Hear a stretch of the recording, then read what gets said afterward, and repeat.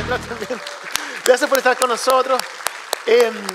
Nuestro deseo es que usted pueda hacer de esta iglesia su iglesia y que usted haga de Cristo el Señor de su vida, que es lo más importante. Así que estamos contentos de que estén aquí con nosotros en esta mañana. Bueno, hoy es el Día de la Madre, ¿cierto? El Día de las Madres. Si usted no se acordaba, ahora tiene que acordarse. Así que damos un aplauso a todas las mamás que están aquí con nosotros.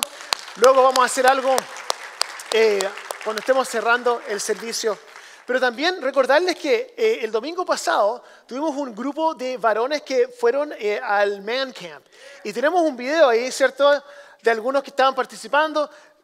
A ver, dos cosas. Uno, celebrar el hecho de que los que participaron, pero también que los que no participaron, que la próxima vez participen, porque fue un momento espectacular, fue muy bonito, llevamos 16 personas de nuestra iglesia y esperamos que el próximo año puedan ir incluso más que eso. Así que fue un tiempo muy, muy, muy especial. Bueno, vamos a ir a nuestro versículo de hoy día. Nuestro versículo se encuentra en Mateo capítulo 5, comenzando desde el versículo 48. Vamos a leer solamente un versículo. ¿Ok? Mateo 5, 48. Dice así. Dice, estas son las palabras del Señor Jesucristo. Dice, por tanto, dice, sean perfectos, como su Padre Celestial es perfecto. ¿Qué le parece? Buen desafío, ¿no? Sean perfectos, nada más. Es lo único que Jesús pide. Seamos perfectos. Sin ningún error, sin ninguna mentira, ningún mal pensamiento. Simplemente usted sea perfecto, como su Padre Celestial es perfecto, y usted va a estar en buenas condiciones con Dios. ¿Le parece o no? Ok, ¿cerramos con una oración? No. Digamos que realmente es un desafío grande, es un tremendo desafío. Nosotros estamos en una serie, en este momento vamos a hablar respecto a eso, estamos en una serie en la cual estamos hablando respecto a los ladrones del gozo. Nosotros lo que buscamos como ser humano, si usted es cristiano, no es cristiano, participa en una iglesia, no importa lo que usted haga, todos nosotros queremos tener gozo en nuestra vida. Pero hay ciertas cosas que nos roban el gozo. Y hemos estado hablando respecto a estas cosas durante las semanas pasadas. Comenzamos hablando respecto al primer ladrón del gozo, que es el egocentrismo. Luego hablamos respecto a la comparación, ese fue el domingo pasado. Y hoy día vamos a hablar respecto a la carga del pecado. La carga del pecado. El pecado es como una carga que nosotros llevamos. Vamos a hablar respecto a eso. Yo crecí en una iglesia en la cual yo siempre vivía con miedo al castigo. Yo siempre pensaba que Dios estaba esperando que yo me equivocara y que yo cometiera un pecado para castigarme. Yo crecí con esa mentalidad. Siempre pensaba que Dios en cualquier momento me iba a castigar. De hecho, mi mamá me decía algo. Me decía, cuando yo decía una mentira, me decía, ¿tú sabes dónde se van los mentirosos, cierto? Y yo en mi mente inmediatamente pensaba al infierno, ¿cierto? Entonces, en mi mente, si yo mentía y me moría y no alcanzaba a confesarme ante Dios y yo me moría, que listo, se acabó mi historia. Iba a pasar la eternidad en el infierno. Yo me crecí con esa mentalidad. Yo sentía una tremenda carga cuando yo era pequeño, sentía el peso del pecado y siempre estaba con miedo al castigo. Pero se me producía una contradicción también, porque por un lado tenía el miedo al castigo, pero por otro lado leía versículos como por ejemplo uno de mis versículos favoritos, que es Mateo capítulo 11, comenzando desde el versículo 28, que dice así, estas también son las palabras de Jesús. Dice, vengan a mí todos ustedes que están cargados y agobiados y yo les daré descanso. Carguen mi yugo y aprendan de mí, pues soy apacible y humilde de corazón y encontrarán, ¿qué dice? Descanso para su alma, ¿cierto? Y estos versículos me sonaban bien, pero luego escuchaba el sermón del monte de Jesús, que está en Mateo capítulo 5, y se me producía una contradicción, porque este era el sermón más famoso de Jesucristo, el sermón del monte, ¿cierto? Y está hablando respecto a, por ejemplo, el asesinato. Y está hablando de que, él decía, antiguamente ustedes han escuchado que se dice, si tú matas a alguien, vas a recibir castigo, ¿cierto? Pero yo les digo que si incluso tú te enojas con tu hermano, que vas a ser castigado. En otras palabras, si tú te enojas con alguien y tú le dices una palabra que no corresponde, Cristo está diciendo, no eres solamente una persona que le dice malas cosas a tu hermano, sino que desde mi perspectiva, tú eres un asesino. Hablaba también Jesús respecto al adulterio. Decía, por ejemplo, ustedes han escuchado que dice, le decía Jesús, que si tú cometes adulterio vas a ser condenado, ¿cierto? Pero yo les digo que incluso si tú miras a una mujer con lujuria, que ya cometiste adulterio con ella en tu corazón. En otras palabras, si tú miras a una mujer con lujuria, no solamente estás teniendo una mirada de lujuria, sino que desde mi perspectiva, Jesús lo estaba diciendo, tú ya cometiste adulterio.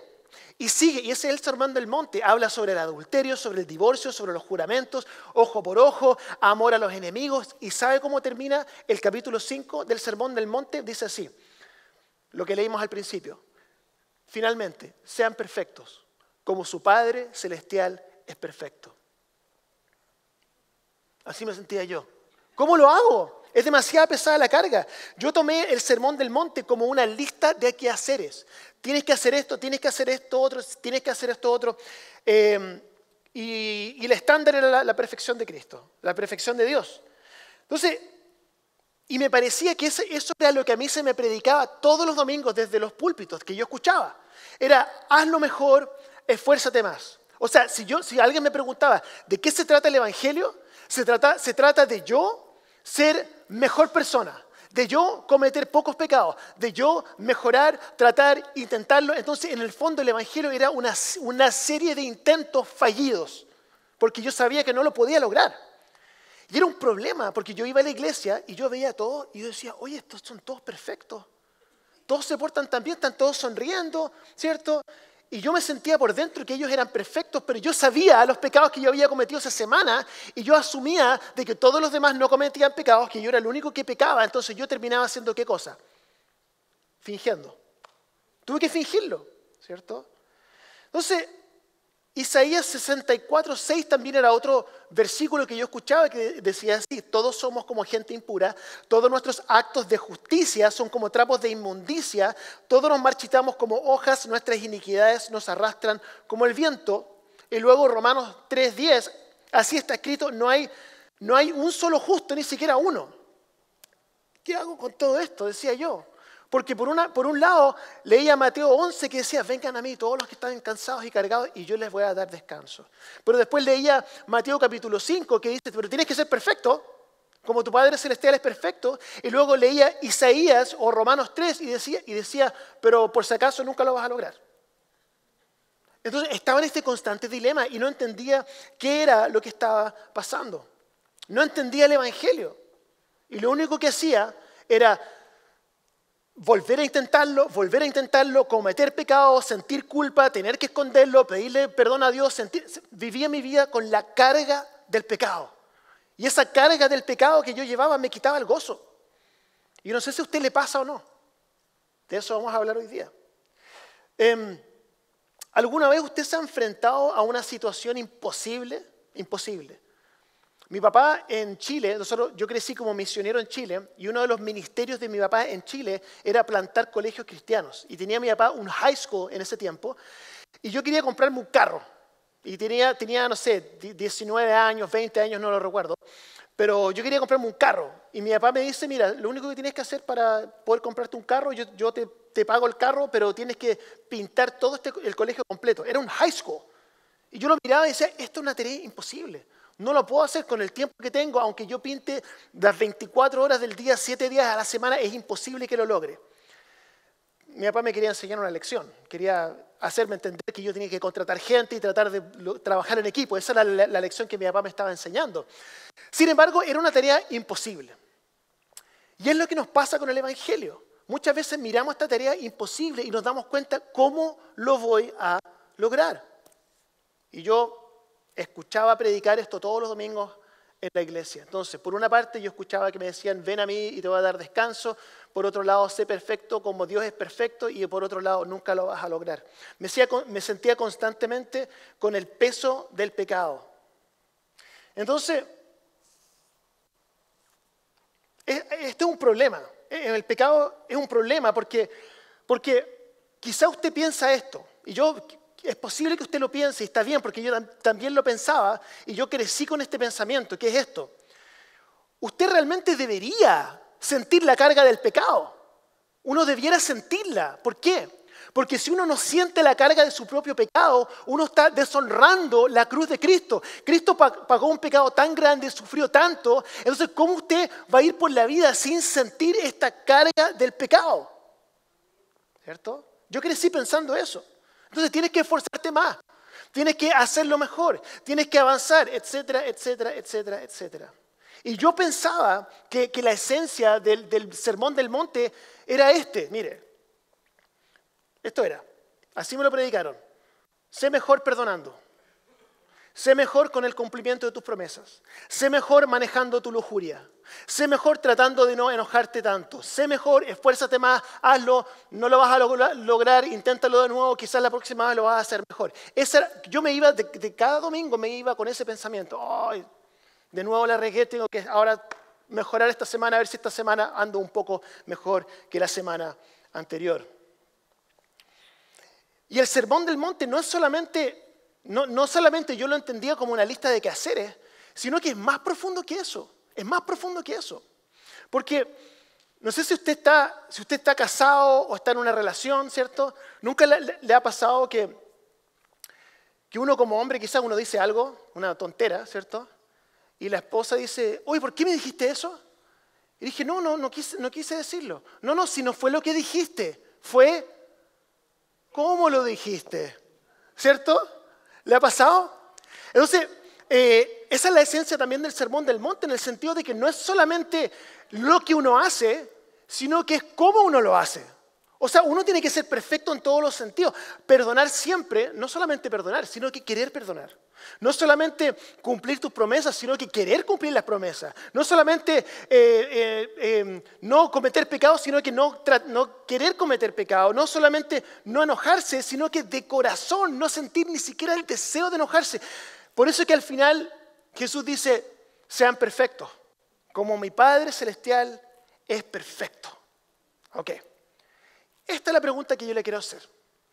¿Usted cree que realmente Jesús esperaba que los que escuchaban el Sermón del Monte, o nosotros en este caso, realmente diéramos en el blanco de la perfección de Dios? Por supuesto que no. Por supuesto que no. Lo que Él quería no era que nosotros diéramos en el blanco, sino que diéramos en contra de una pared. Y nos diéramos cuenta que es imposible. Esto es tan importante que nosotros podamos entender esto, que es imposible. No importa cuánto nosotros lo intentemos, nunca vamos a poder lograr el estándar de perfección que Jesús requiere. Esto es tan importante, era lo que Él quería que todos entendieran y es lo que yo quiero que nosotros podamos entender hoy día. Que no importa cuánto nosotros lo intentemos, nunca vamos a lograr lo que Cristo requiere, que es la perfección de Dios. Es lo que decía los discípulos después que estaban con el joven rico, ¿cierto? Decían, entonces, ¿quién podrá ser salvo? ¿Quién podrá ser salvo? Y el problema es que muchas iglesias, nosotros podríamos cometer este mismo error, que muchas iglesias, muchos ministerios completos se han cimentado en torno a la modificación conductual. En otras palabras, que todo lo que se predica y todo lo que se espera es que la persona mejore su conducta, sea mejor persona, peca menos, etcétera, etcétera, etcétera. Entonces se reduce el evangelio al manejo del pecado. Entonces siempre nos vamos quedando cortos. Y esto yo lo he dicho antes, no sé en qué momento la vida cristiana comenzó a girar en torno a la vida del cristiano. ¿Por qué? Porque todo lo que nosotros hacemos gira en torno a nosotros mismos. Estamos pensando en nosotros. Tenemos que hacerlo mejor, intentarlo mejor. Y cuando nos ponemos la mirada en nosotros, estamos dejando de enfocarnos en Cristo. ¿Ok? Y para aclarar lo que estaba diciendo hace un momento atrás, nosotros no deshonramos la cruz. Escuche esto, nosotros no deshonramos la cruz al soltar la carga del pecado. Nosotros deshonramos la cruz cuando insistimos en llevar la carga que Cristo ya llevó por nosotros. Es tan importante eso, es la esencia del evangelio. Es porque nosotros en el fondo lo que estamos diciendo cuando insistimos en llevar la carga de nuestro propio pecado, ¿qué es lo que estamos diciendo? Estamos diciendo que el sacrificio de Cristo no fue suficiente. Ahora tenemos que ayudarle. En 2 Corintios 5, 21 dice esto, dice, al que no cometió pecado alguno por nosotros, Dios lo trató como pecador, para que en él recibiéramos la perfección de Dios. Otra traducción es la justicia de Dios, pero en este contexto de la justicia no está hablando de la justicia como el castigo, está hablando de la perfección de Dios. Y nos hemos convertido en la perfección de Dios. Y esto es precioso porque, mire, escuche. Nosotros sí podemos, ¿se acuerda que habíamos dicho sean perfectos como su Padre Celestial es perfecto? No podemos hacerlo, ¿cierto? Pero acá el texto está diciendo que sí, nosotros podemos ser perfectos porque Cristo logró la perfección que se requiere para nosotros poder ser aceptados por Dios. Sin embargo, nosotros todavía hacemos del pecado lo principal. Nos enfocamos en el pecado. Y esto es un problema. Si usted va a la mayoría de las iglesias, yo le digo, no estoy criticando otras iglesias, sino que nosotros estamos creciendo en esto. Uno va a la mayoría de las iglesias, eventos, campamentos, retiros, grupos de jóvenes, ministerios de niños, conferencias, etc. El resultado de eso muchas veces va a ser que usted se va a ir con una lista de cosas que tiene que hacer ahora. Tengo que hacer esto ahora. Voy a tratar de ser mejor, ¿cierto? Voy a tratar de ser mejor esposo, voy a tratar de ser mejor hijo, voy a tratar de hacer todas estas cosas. Uno se va con esa lista de qué haceres, con la idea de que uno no es suficientemente bueno. Básicamente, haz lo mejor y esfuérzate más. Y este es un evangelio, hermanos y hermanas, que está centrado en el hombre. Está centrado en el hombre. Y uno termina con una de dos ideas. De esto quiero hablar. Cuando el evangelio está centrado en mí, en yo, que yo mejore, que yo sea mejor cristiano, que yo esto otro, no estamos enfocados en Cristo, estamos enfocados en nosotros mismos y terminamos con una de dos ideas. Por una parte, terminamos con la autoayuda, y ese no es el evangelio. O por otro lado, terminamos con la autosuficiencia, que tampoco es el evangelio. ¿Qué es lo que es la autoayuda? La autoayuda es que yo voy a tomar a Cristo, voy a tomar la oración, voy a tomar la Biblia, voy a tomar mi asistencia a la iglesia, voy a tomar todas estas cosas y las voy a tomar porque estas cosas me van a ayudar a poder lograr mis propios objetivos, a poder ser rico, a poder ser famoso, a poder ser exitoso. Entonces tomo todas estas cosas porque probablemente me van a ayudar a poder lograr mis propios objetivos. Ese no es el evangelio, esa es la autoayuda. Y por otro lado, tenemos la autosuficiencia. Porque si la autoayuda, por una parte, es tomar a Dios para que me ayude, la autosuficiencia es yo tratar de ayudar a Dios. En otras palabras, tratar de que como el sacrificio de Cristo no fue suficiente, tengo toda esta lista de cosas que tengo que lograr para poder alcanzar ser aceptado ante Dios. La autoayuda y la autosuficiencia están centrados en el hombre y ninguno de los dos son el evangelio. Porque Cristo ya terminó la obra completa. Entonces, este es un problema. Este es un problema porque quizá usted piensa que sí, que el sacrificio de Cristo fue suficiente para salvarme. Yo creo que la mayoría de nosotros lo creemos. Pero que muchos de nosotros creemos que sí, el sacrificio de Cristo fue suficiente para salvarme, pero no fue suficiente para mantenerme salvo. Eso lo tengo que hacer yo mismo. Tengo que ganar puntos con Dios. Pero quiero recordarles que cualquier cosa, hermanos y hermanas, quiero que recordemos esto, que lo recordemos porque que nos volvamos sensibles a esto. Que cualquier cosa que gire en torno a lo que tienes tú que hacer, en vez de lo que Cristo ya hizo por ti, no es el evangelio. No es el evangelio. Me recuerda cómo Pablo reaccionó frente a las iglesias en la región de Gálatas, ¿cierto? Habían varias iglesias ahí, habían personas que estaban tergiversando el evangelio, estaban agregando cosas al evangelio. Y esta es la reacción que tiene el apóstol Pablo. Dice así en Gálatas capítulo 1, versículos 6 y 7, dice así. Dice, me asombra que tan pronto estén dejando ustedes a quien los llamó por la gracia de Cristo para pasarse a otro evangelio.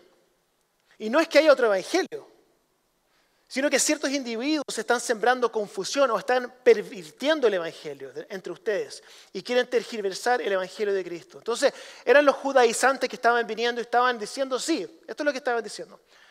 Cristo está bien, no hay ningún problema con Cristo, sin embargo, no es solamente Cristo, es Cristo y tienen que comer kosher, ¿cierto? Tienen que circuncidarse, tienen que observar el sábado, entonces tienen que hacer más cosas. No es que Cristo esté mal, pero tienen que hacer más cosas. Y el apóstol Pablo está tan enojado, están diciendo, eso no se puede, es una perversión. Cuando tú le agregas algo al evangelio, cuando tú le agregas algo más al sacrificio de Cristo, cuando Cristo dijo, se ha terminado es porque realmente todo se ha cumplido. Entonces, cuando yo le agrego el Evangelio, el apóstol Pablo está diciendo eso, cuando yo le agrego al Evangelio, no es que simplemente lo esté cambiando un poco, lo estoy pervirtiendo completamente y ni siquiera es el Evangelio, es otra cosa.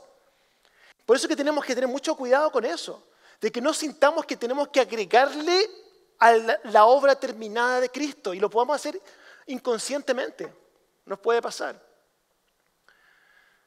Todo se ha cumplido, hermanos y hermanas. Cuando Cristo en la cruz dijo, consumado es, o todo se ha cumplido, era realmente cierto.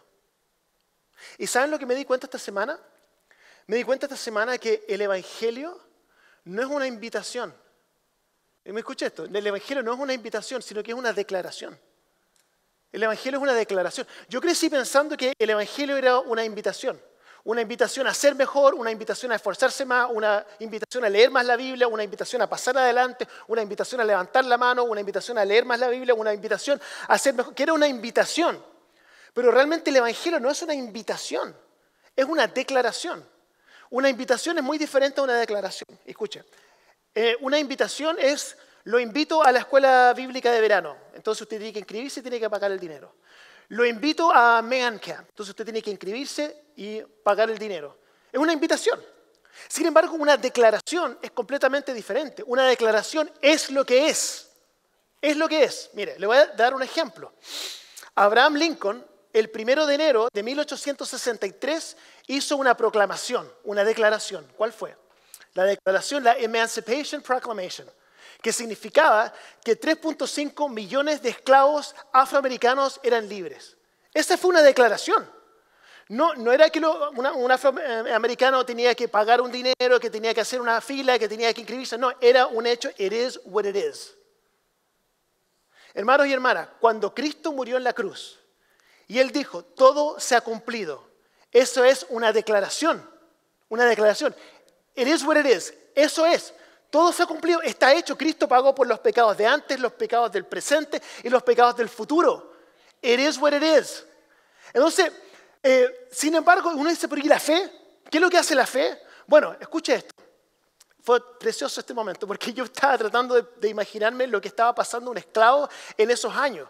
Cuando escuchó la declaración de Abraham Lincoln, dijo, hoy somos libres ahora. Yo creo que había personas que no creían. No lo creían. Like, no, this can't be true. This is too good to be true.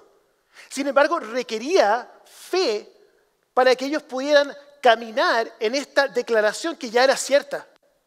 Y lo mismo es cierto para usted y para mí. Cuando yo pongo mi fe en Cristo, yo lo que estoy haciendo es caminar sobre la base de la obra terminada de Jesús. Y cuando yo le agrego cualquier cosa a la obra terminada de Cristo, estoy caminando por otro evangelio. Hermano, todo se ha cumplido. Todo se ha cumplido. Entonces la declaración es, it is finished. Esa es la declaración que Cristo mismo lo pronunció antes de morir. Esa es la declaración. Y la invitación es esta. Cree la buena noticia. Entonces, la pregunta que viene ahora, yo sé lo que usted está pensando, yo también lo he pensado. Entonces, uno dice, bueno, entonces ahora puedo vivir como quiera. Cristo ya murió en la cruz por mí, cumplió todo, ¿cierto? Entonces ahora puedo vivir como yo quiera. Uno dice, y esto lo escuchaba antes, pastor, usted no puede predicar eso porque eso es gracia barata. Usted está predicando una gracia que es barata, ¿cierto? Y cuando usted mira la cruz de Cristo, ¿le parece barato eso? El precio que Cristo pagó, a Cristo le costó todo. Le costó todo. Y la proclamación, todo se ha cumplido. Entonces, ¿por qué no pecar? ¿Por qué no pecar? Si todo se ha cumplido. El autor de Hebreos nos da la respuesta. Hebreos 12:1 dice así, por lo tanto, también nosotros que estamos rodeados de una multitud tan grande de testigos, despojémonos, escuche esto, despojémonos del lastre que nos estorba, en especial del pecado que nos asedia. Cuando una ciudad está asediada, ¿cierto? No puede salir, está entrampada, está bajo control militar y corramos con perseverancia la carrera que tenemos por delante. Con esto termino. ¿Por qué no pecar? Porque el pecado nos asedia, nos frena, nos enreda, ¿cierto? Por eso no pecamos. Y eso es muy diferente a decir, deja de pecar, porque de lo contrario, este va a ser tu castigo. Aquí hay un problema, que muchos no entienden la naturaleza del pecado. Muchos de nosotros no entendemos la naturaleza, no entendemos el pecado, no lo entendemos, porque nos parece atractivo. Mire, muchos de nosotros quizás estamos aquí en este lugar y tenemos el pensamiento errado en cuanto a lo que es el pecado. ¿Y a qué me refiero con esto? Uno piensa que uno está pagando un precio tan alto por no pecar. ¡Oh! Yo estoy pagando el precio, ¿cierto? Porque vengo a la iglesia y estudio la Biblia, estoy orando, estoy pagando el precio, mientras los otros paganos afuera están haciendo lo que ellos quieren, ¿cierto? Y yo estoy aquí sacrificándome por Dios. Usted no entiende el pecado, no lo entiende. Hermano, usted es casi como que sintiera envidia del que está, como que el que está afuera fuera más libre. Y uno dice, oiga, pero yo estoy pagando este precio acá mientras los otros lo pasan tan bien y yo aquí sacrificándome. Usted no entiende el pecado. Hermano, el pecado asedia. El pecado a usted lo deja vacío. El pecado a usted le produce insatisfacción. El pecado le produce dolor. El pecado le produce frustración. Hebreos 11 y Proverbios 14 dice algo así como que el pecado es bueno por un tiempo, pero luego te deja vacío. No sé usted, pero yo lo he comprobado que es así. Entonces, tenemos que entender qué es lo que es el pecado. Mire,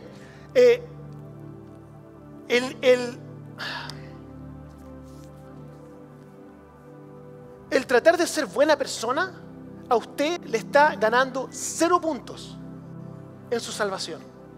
Cristo ya lo hizo todo. Pero hay un camino el cual está pavimentado para que nosotros caminemos en él, que es el camino de las buenas obras. No hacemos buenas obras porque estamos ganando puntos con Dios. Hacemos buenas obras porque fuimos creados para vivir así. Y cuando comenzamos a caminar ese camino nos damos cuenta, why wasn't I doing this the whole time? ¿Por qué no lo estaba haciendo siempre? Y cuando pecamos y nos caemos, hay gracia, hay perdón. Esto es tan importante entenderlo, tan importante. Porque de esa forma nosotros podemos realmente presentarnos ante Dios con nuestras cargas, sabiendo que Dios nos acepta por lo que su Hijo hizo por nosotros. Y podemos despojarnos del lastre del pecado, podemos presentarnos ante Dios con nuestras cargas, con nuestro cansancio, y Dios nos va a dar descanso. No nos va a dar juicio, nos va a dar descanso, porque nos damos cuenta que el peso del pecado, el mundo es difícil, el mundo es difícil, el peso del pecado pesa, uno siente el peso del pecado. Que podamos ser libres para poder presentarnos ante Dios como hijos hacia un Padre. Así que quiero que nos tomemos un momento ahora, vamos a cerrar nuestros ojos, vamos a inclinar nuestros rostros. Voy a decir algunas cosas y luego vamos a orar. Porque quizá usted está aquí en esta mañana y usted no ha entendido hasta hoy qué es lo que es el pecado realmente.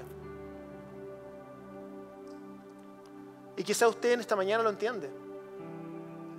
Y entiende que el pecado le va a dar satisfacción por un tiempo, pero luego lo va a dejar vacío. Que Cristo pagó por todo. Quizá usted está aquí en esta mañana y siente un peso tremendo de culpa. Y siente que Dios está esperando para castigarlo. Pero también entiende que el Evangelio es una declaración. Que todo se ha cumplido. Y este es el momento en que usted tiene que caminar creyendo, poniendo su fe en lo que Cristo ya hizo. Y botar todo ese peso del pecado que ha estado llevando por mucho tiempo. Y caminar la carrera que tiene por delante. Así que si usted necesita que ore por usted, voy a orar por usted ahora. Simplemente puede levantar su mano y la baja. Yo voy a orar por usted. Dios le bendiga. Amén. Amén. Dios le bendiga. Dios le bendiga. Amén. Amén. Amén. Amén. Señor Jesús, en esta mañana damos gracias. Como que no tengo palabras para agradecerte, Señor.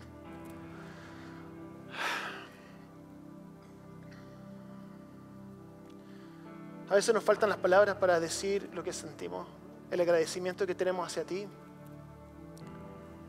Es overwhelming. Estas manos que se levantaron representan corazones que están postrados ante ti y deseosos de seguirte. Señor Jesús, no tengo palabras de agradecimiento en este momento, solamente mi corazón se abre.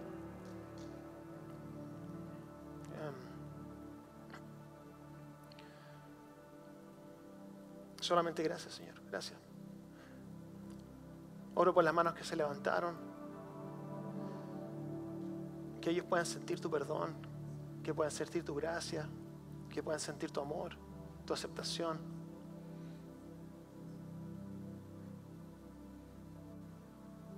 Que puedan presentarse ante ti, tú les des descanso en su alma. Corazones agradecidos por tu sacrificio. Oro que tú puedas envolver este lugar con tu presencia y que podamos sentir tu amor. No la condena, no el castigo, sino que tu amor. Tú cumpliste todo en la cruz y damos gracias por eso. Gracias, Señor. En el nombre de Jesús. Amén.